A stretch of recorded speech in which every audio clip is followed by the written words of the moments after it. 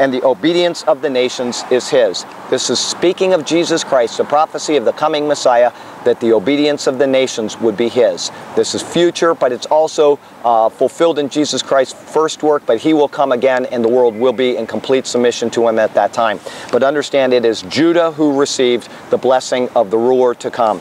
Anyway, it goes, he will tether his donkey to a vine, his colt to the choicest branch. He will wash his garments in wine, his robes in the blood of grapes. His eyes will be darker than wine, his teeth whiter than milk.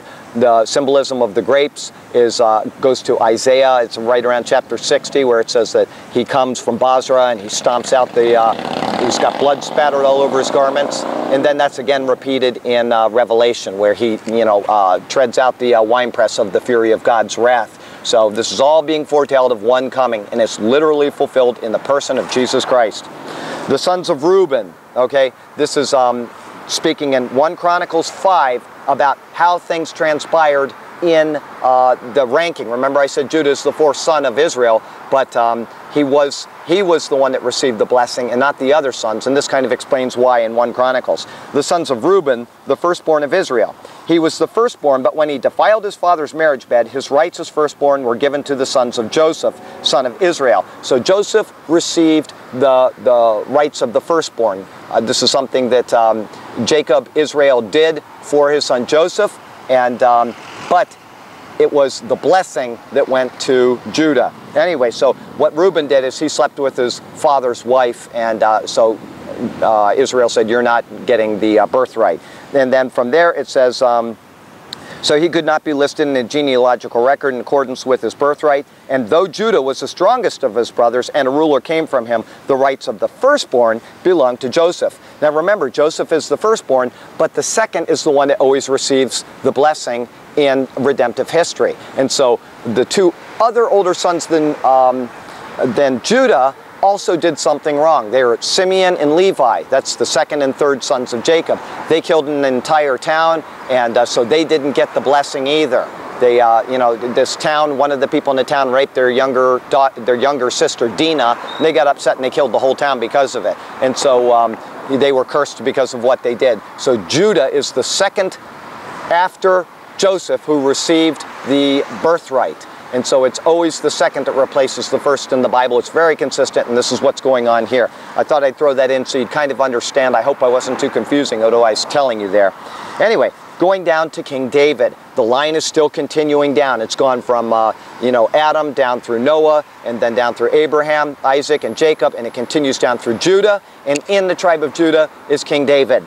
It says, now then, tell my servant David, this is what the Lord Almighty says. I took you from the pasture and from following the flock to be ruler over my people Israel.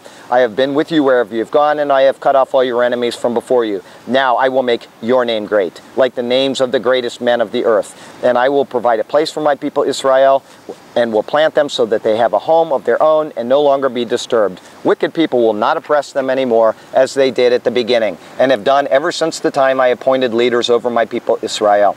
I will also give you the rest from all your enemies. The Lord declares to you that the Lord himself will establish a house for you. When your days are over and you rest with your fathers, I will raise up your offspring to succeed you, who will come from your own body. And I will establish his kingdom. He is the one who will build a house for my name. This is fulfilled in Solomon, but it's also fulfilled in Jesus, his greater son. Also, Jesus is called in the New Testament the son of David, the greater David. David is a picture of the great King Jesus. All right, anyway, I will be his father and he will be my son. When he does wrong, I will punish him with the rod of men, with floggings inflicted by men. But my love will never be taken away from him, as I took it away from Saul, whom I removed from before you. Your house and your kingdom will endure forever before me. Your throne will be established forever. This is a promise from God, and other than Jesus Christ, no person on earth has ever fulfilled this, and therefore it must be that Jesus Christ is the Messiah. The line of David continues to this day, and the promise will continue for eternity because of Jesus Christ. From Isaiah it says, in that day the root of Jesse will stand as a banner for the peoples. The nations will rally to him, and his place of rest will be glorious.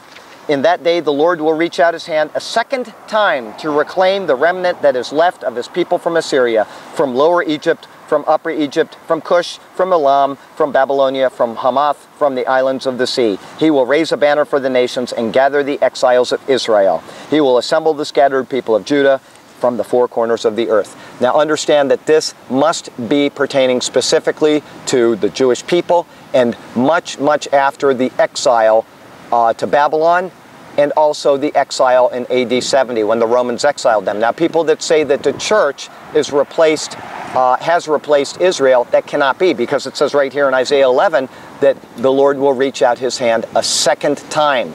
That had never happened before until 1948. So Israel is God's chosen people for a specific person, and they are separate from the church.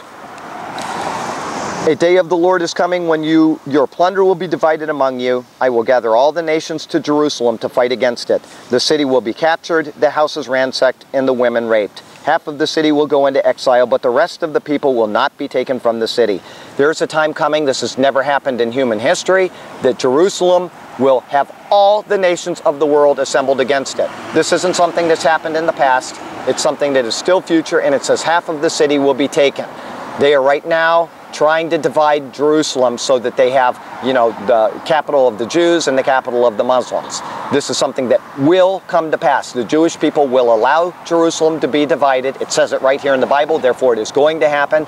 And then what's going to happen? All the Jewish people that stayed on the east side of Jerusalem, the women are going to be raped, the people are going to be, it's going to be terrible. The Jewish people would never do this to their own people. Instead, when foreigners come into their land, they treat them as citizens and they treat them rightfully. They give them medical and, you know, all kinds of benefits that even the people of Israel don't have. But when Jerusalem is divided, the Jewish people that are left on that side are going to be slaughtered. It's going to be terrible. And the world's not going to care. They're just Jews. But that's what's coming. Anyway, it goes on and it says, then the Lord will go out and fight against those nations as he fights in the day of battle. On that day, his feet will stand on the Mount of Olives. The Lord's feet have never stood on the Mount of Olives before. This is not something allegorical. It is literal. Jesus Christ the Lord will stand on the Mount of Olives. It will be split in two from east to west, forming a great valley, with half of the mountain moving north and half moving south. You, meaning the Jewish people, will flee by my mountain valley, for it will extend to Azel. You will flee as you fled from the earthquake in the days of Uzziah, king of Judah. This has never happened in history. It's not allegorical. It can be interpreted literally, and so it must be interpreted literally. It says, then the Lord my God will come, and all the holy ones with him. This is also described in Revelation. It's a great day coming, and I can't wait to see it. On that day there will be no light, nor cold or frost. It will be a unique day, without daytime or nighttime, a day known to the Lord. When evening comes, there will be light. On that day living water will flow out of Jerusalem, half to the eastern sea and half to the western sea. In summer and in winter, the Lord will be king over the whole earth. On that day there will be one Lord, and his name the only name. So there you go. This is something that's future. It's saying that this is going to happen in Israel, and these people will face this, and we're just going to have to accept that God has a sovereign plan and purpose for the people of Israel. Then the survivors from all the nations that have attacked Jerusalem will go up year after year to worship the King, the Lord Almighty, and to celebrate the Feast of Tabernacles. There are 7 or 8 feasts that are mentioned in Leviticus 23, depending on how you divide them up. And those feasts are all fulfilled in the person and work of Jesus Christ, but it says that one feast will continue to be celebrated after the Lord comes. What feast? It's the Feast of Tabernacles. Why would all the others be set aside except the Feast of Tabernacles? The Feast of Tabernacles is a picture of Jesus Christ in human flesh, God incarnate. He's wearing his tabernacle. He made his dwelling among us. Okay? And the tabernacle, the word skenao in Greek, indicates the body that Jesus Christ had. And we are going to continue to worship the God-man for eternity. It goes on down here, it says, if any of the peoples of the earth do not go up to Jerusalem to worship the King, the Lord Almighty, they will have no rain. If the Egyptian people do not go up to take part, they will have no rain. The Lord will bring on them the plague he inflicts on the nations that do not go up to celebrate the Feast of Tabernacles. This will be the punishment of Egypt and the punishment of all the nations that do not go up to celebrate the Feast of Tabernacles.